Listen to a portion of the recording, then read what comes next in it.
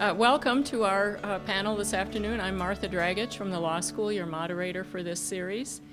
Today's panel is the fourth in a series that we've had on various aspects of good food. The project is funded by a grant from Mizzou Advantage.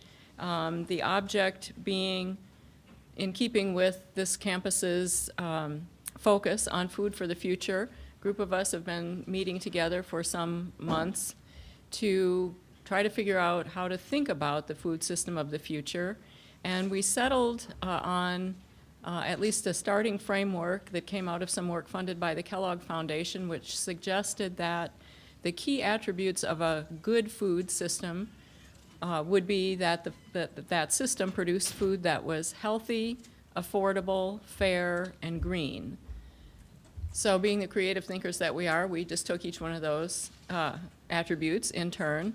So today we've arrived at the green attribute. That will be the focus of our discussion today. And what we're trying to do is bring to bear a variety of disciplines, perspectives, and so forth to try to understand what we might mean when we say that food ought to be green or produced in a sustainable way. So we'll hear from five panelists today who will each speak for just a few minutes in a very rapid fire kind of delivery, starting with each panelist's definition of what it means to say that food is produced in a green manner. And then each one will elaborate on his or her definition and point of view a bit. So today we focus on green, the fourth of those attributes. We have one more panel next week, and I want to make sure that you all know what it is we hope to do next week, and that is to try to synthesize and bring back together what we've learned from these panels. So we started with that Kellogg notion that a good food system has these four attributes. We've examined each one in turn. Now we want to try to put the pieces back together and see what we've learned, and importantly, we want to see what might the next steps be that we in this university might take in our teaching, our research, and our outreach activities to try to move things forward toward a good food system.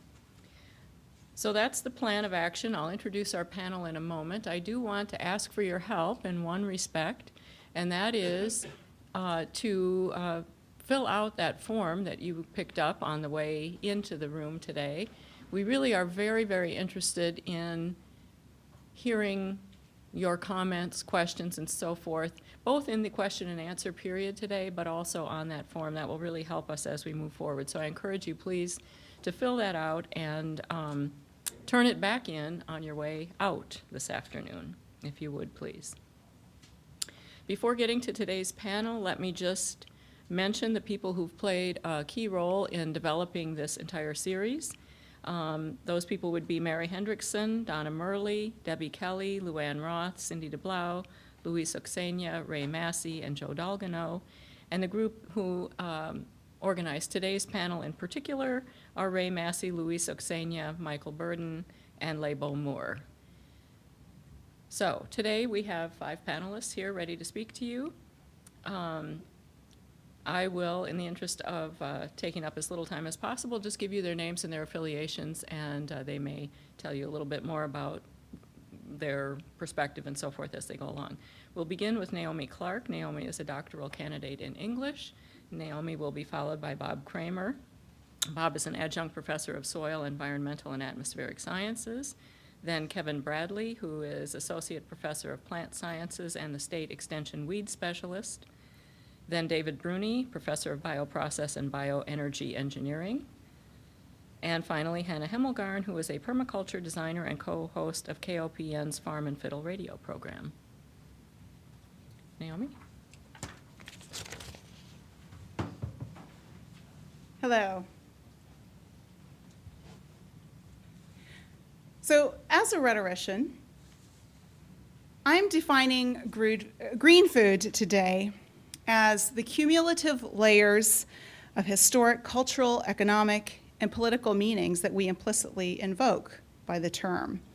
In other words, my approach is descriptive, not prescriptive. I'm not here today claiming to know what green food is. The other panelists are far more qualified to make those claims than I am. Instead, I'm focusing on what the term green does, what it draws our attention to, and what it distracts us from. In the field of rhetoric, the study of argumentation, we talk about terministic screens as the way our language choices direct attention towards some interpretations of the world and away from others. So today I'm going to talk about 3 ways the word green has been used. First of all, green as a synonym for environmentalism. 2, the green revolution. And 3, greenwashing.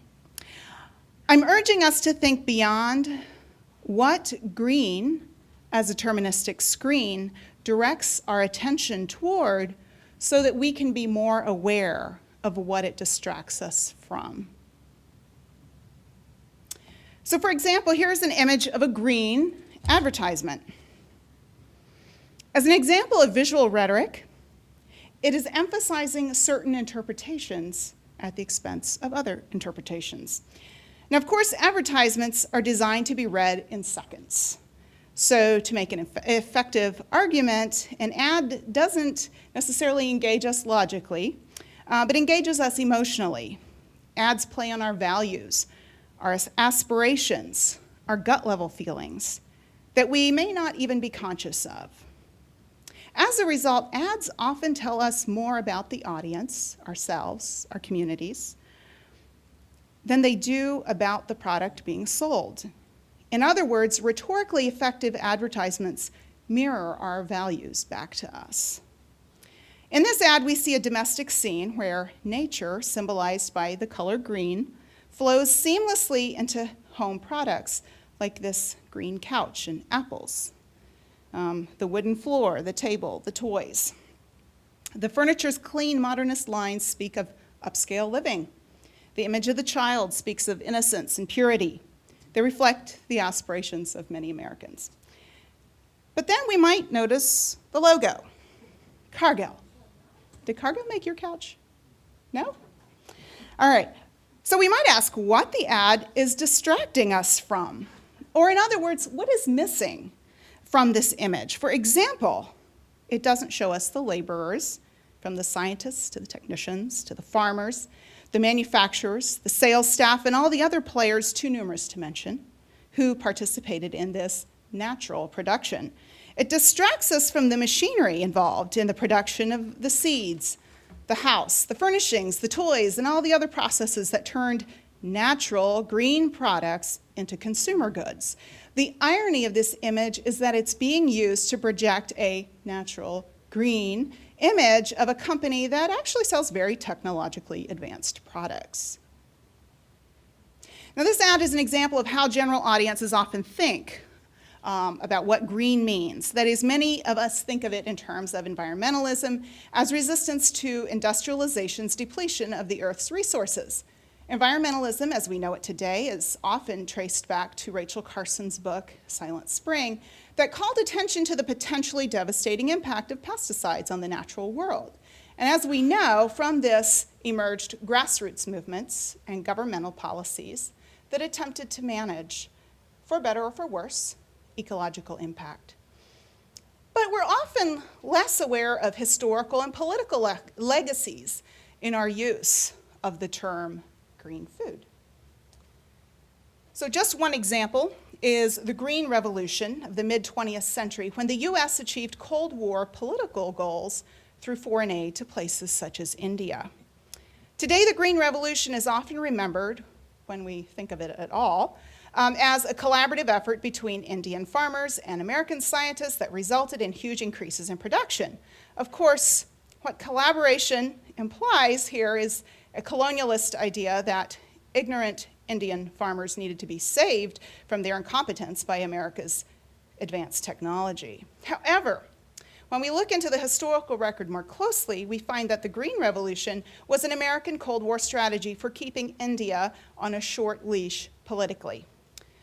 The US feared that the growing dramatic economic inequality between rich and poor would dispose Indian citizens toward communism. Thus, the US exported its farming technology and cheap grain to muffle a political problem of economic insecurity. While it is true that grain production in India did grow dramatically, so did farmers' indebtedness and competition for water to irrigate farmland. Meanwhile, much indigenous biodiversity was lost, and by the 1990s, net food availability per person had actually decreased. So as a deterministic screen, the Green Revolution promoted the idea that the United States' political intervention in other countries is for citizens' benefit, that something called green must surely be healthy and good for the environment, even though the historical record suggests the benefits are not so clear-cut. The third way green is used as a deterministic screen that I want to look at today is greenwashing. Greenwashing refers to the way that mass marketing uses the cachet of environmentalism to sell products. Thus, the recycling symbol, or follow the frog logo, is transformed into a marketing tool. Additionally, greenwashing not only helps companies sell more products, but also directs attention toward consumer behavior and away from the practices of corporations. It emphasizes consumer buying choices and recycling, and de-emphasizes the ecological impact of production methods. And here are a few examples. Some freshly picked gum, right? 100% natural 7-Up. And we notice how it de-emphasizes the advertising that creates the demand in the first place. Greenwashing creates an environment where saving the earth is simply a matter of consuming the right brands. So to summarize, green often serves as a powerful deterministic screen that invokes the grassroots efforts of environmentalists, has served as a way to use advanced technology to achieve international political agendas in the name of humanitarian aid, and 3, now serves as a marketing strategy that lets corporations off the hook for their ecological impact. To the extent that a deterministic screen muddies the waters of the questions we ask and the solutions we pursue, we need to push against it in order to find fresh, new solutions to long-standing problems. Thank you.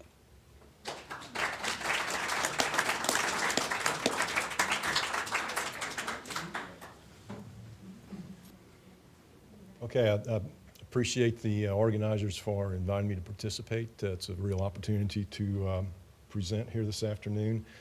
In soil science, I take it that green food would be equivalent or complement sustainability from the standpoint of where natural resources and environmental quality are maintained in a healthy state without environmental degradation.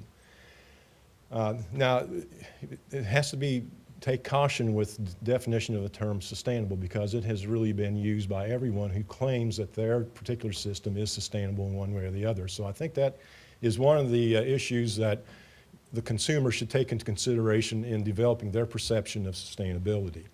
Obviously, because I'm a soil microbiologist, I'm going to focus on the soil as depicted here with my Menfro soil profile, which is the state soil, by the way, and we'll go from there.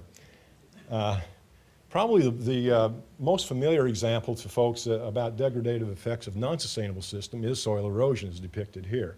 And even though we have recently developed management systems such as no-till and conservation buffer strips, it is still reported that we're losing 10 to 30 tons of soil per acre per year, or 0.1 to 3 millimeters of surface soil annually.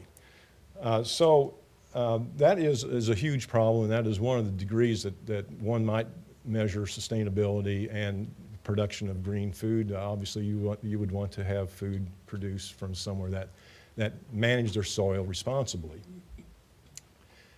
The other factors are biological, and this obviously is one that is dear to me.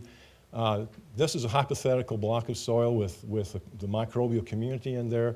When they are balanced, everything is functioning in a natural or a well-managed system to provide the so-called ecosystem services that are desired in raising and growing plants sustainably.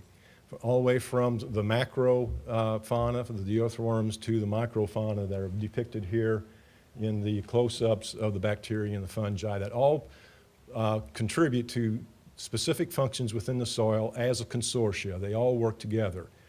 When we consider the microbial biomass in a typical agricultural soil, it may be upwards of 1,200, 1,500 pounds of biomass per acre, which is like feeding another cow per acre, right? So farmer needs not only to feed his crop, he needs to feed these soil microorganisms.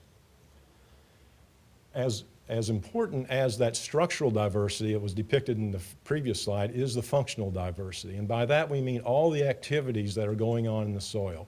This particular slide only shows one of those functions, that is nutrient cycling. All the major nutrients in soil are microbial mediated to make them available to plants. But there are other functions such as contributing to soil aggregation, which is good structure, carbon sequestration, plant protection are mediated by a healthy soil microbial population. Along with that then, the other main factor that needs to be conserved or maintained or even improved in agricultural soil is soil organic matter. That, and it's not only just content, but the quality of that soil carbon is also of concern as well, because the quality drives the microbial processes and is a result of the microbial processes. So when plants are in the soil, contributing organic matter, they're not only doing that, but also feeding the microbes in the soil, as depicted in this electron micrograph, which is a surface of a root where these microbes are concentrated and doing their thing, providing these ecosystem services while caring for the plant.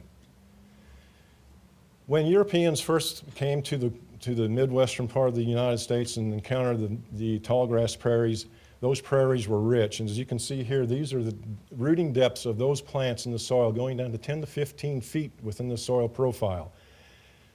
This not only allowed the soil to maintain moisture, the roots extracted minerals at depth, bringing them to the surface to be provided to the microbes and plant health. Also, these plants, through photosynthesis, will release from anywhere from 20 to 50% of the carbon that is fixed through photosynthesis through the roots into the soil and provide that to the microbes. This is one of the reasons why you see such dark black prairie soils in the Midwest is due to the thousands of years of occupancy by these prairie plants. And when we came in, when the European settlers came in and plowed this up, that was pretty much terminated the impact of the prairie vegetation, which we show here in another soil, prairie soil here, the dark black color that you are familiar with. So what can we do in a sustainable system to manage soil that will produce green food? You know, even still here in 2013, we do see poor management in fields, as you see here, the loess hills in the top picture, erosion in this soybean field, no conservation practices involved. We have gullies, erosion. Here we have a stream bank where the farmer planted right up to the stream, and we have sloughing of the soil into the river, soil that will never be again into that field. So this would be where responsible management needs to come in and maintain these soils. So what can be done? Here's a situation where prairie strips are used in Iowa landscape combined with soybeans. The prairie strips provide the organic matter, a lot of pollinators, there's just a lot of environmental benefits that make this more of a sustainable production system. Permanent ground cover in orchards. This is a pecan orchard in Sheraton County. This particular clover is holding soil on a soil that is very erosive, plus it has a lot of nitrogen inputs that the trees can take advantage of. There's no need for excessive use of chemical fertilizers in this case, or pesticides. This is a situation where we're using native prairie in an orchard. Native prairie, it looks a little rough, but that prairie plants are providing exactly what the native prairie was restoring. Carbon to soil, feeding the microbes that are driving the mineralization that these trees are benefiting from without excessive inputs of other chemicals. This is a shot from Brazil where originally, the citrus orchards were maintained with tilled alleys and using pesticides to control weeds and pests. The trees, after a time, became very in poor health.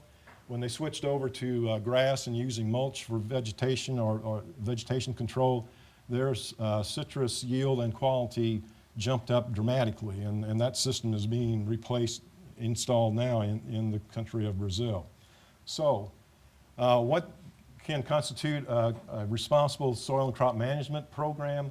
It would be using food crops with cover crops that would cover the soil in off seasons, providing root systems that feed the microorganisms. Integration of livestock would be ideal if possible, because it's known that grazing will increase root production and carbon inputs along with organic amendments to produce the organic matter, which also equilibrates with the microbial population and as well as the crops.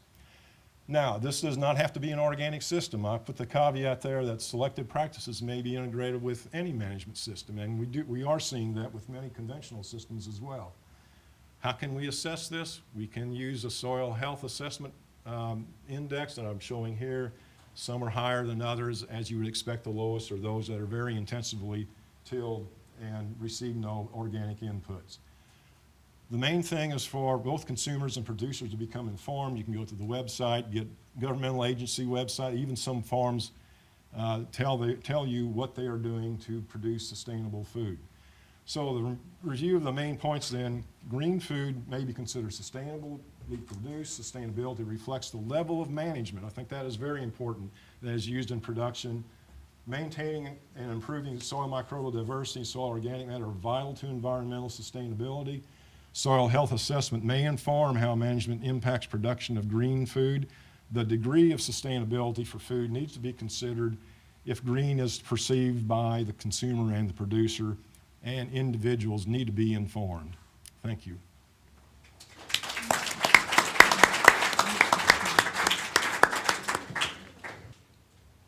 Good afternoon. My name is Kevin Bradley. I'm an associate professor in the Division of Plant Sciences and State Extension weed scientist, formerly in the Department of Agronomy, which is, I guess, what I come at it from today. So I'm an agronomist. I'm also a weed scientist, more specifically. And in the short period of time that I have, I've just focused on two things here.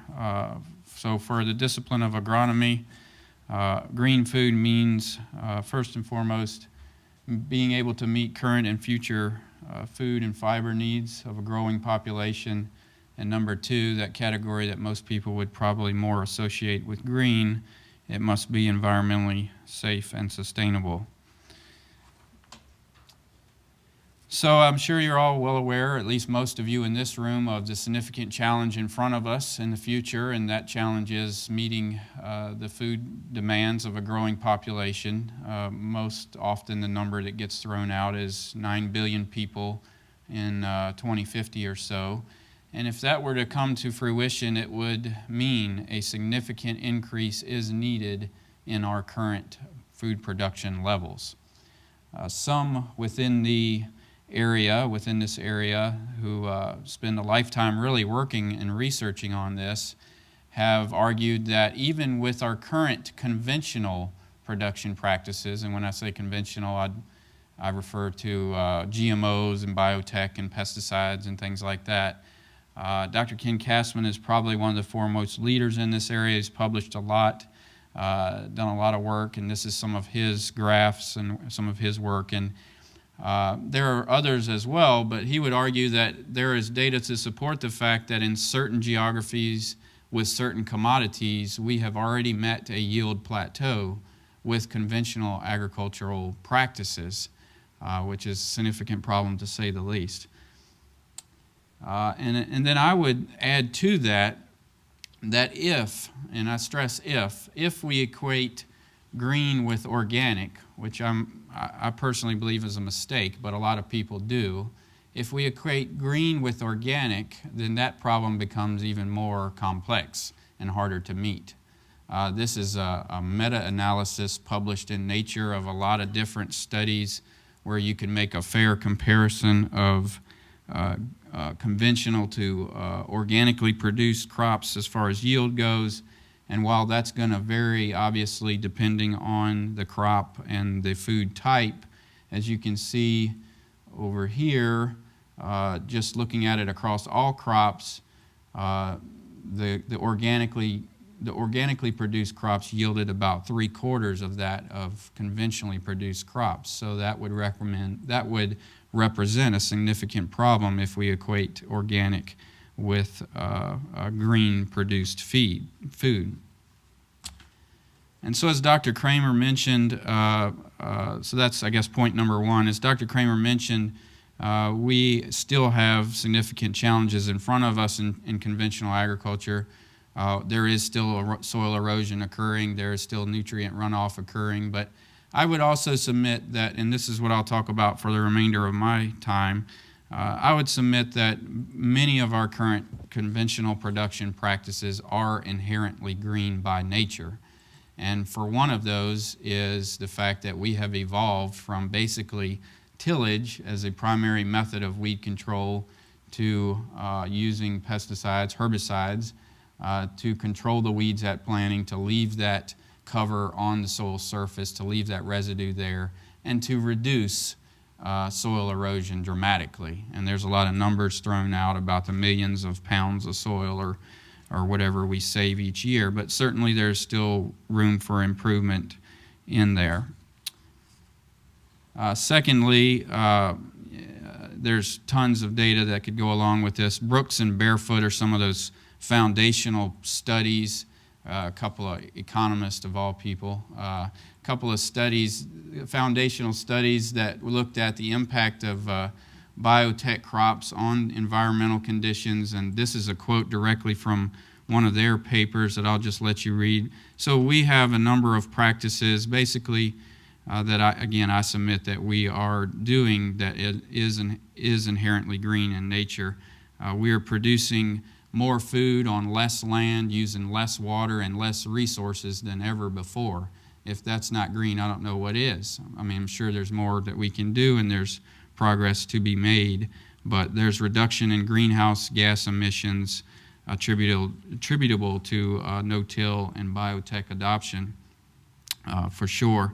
And then the last thing I would just say is, as I get my 2-minute mark here, the last thing I would say is probably the number one argument that gets made about how conventional agricultural practices are green, and this is not really one that I readily use, but or in favor of using actually, but that's a subject for another time. But it is a fact that as we have adopted more and more GMOs and biotech crops, we have reduced the total pesticide load onto the acre.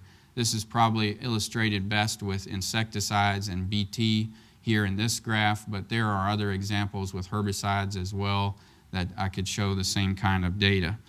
And so not only are we reducing the total amount of pesticides as a result of adopting more GMO crops, but the data would also show that we're, for the most part, substituting less toxic pesticides, herbicides or insecticides, for those that used to be more toxic years ago.